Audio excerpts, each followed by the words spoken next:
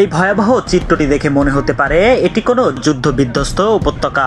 নিরস্ত্র মানুষের উপরে পাশবিক আগ্নেয়াস্ত্র, লাশের দীর্ঘ মিছিল, ধ্বংসস্তূপে পরিণত হয়েছে চাংখারপুল এলাকা।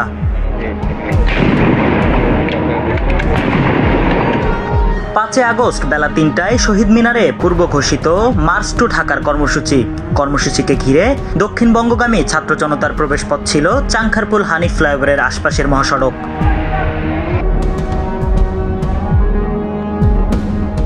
তবে এই মহাসড়ক দিয়ে প্রবেশের পথে স্বৈরশাসকের পেটুয়া বাহিনী পুলিশকে এভাবে লেলিয়ে দেওয়া হয়েছিল নিরস্ত্র ছাত্র জনতার উপরে।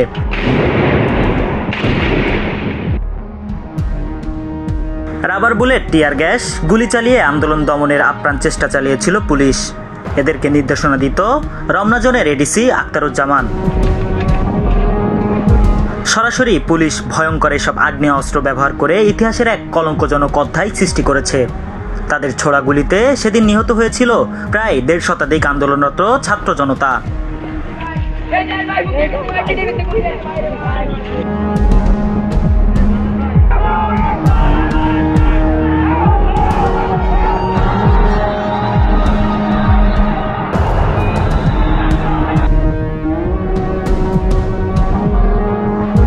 তবুও ঠেকাতে না পেরে তৎকালীন স্বৈরশাসক শেখ হাসিনা পদত্যাগ করতে বাধ্য হয়।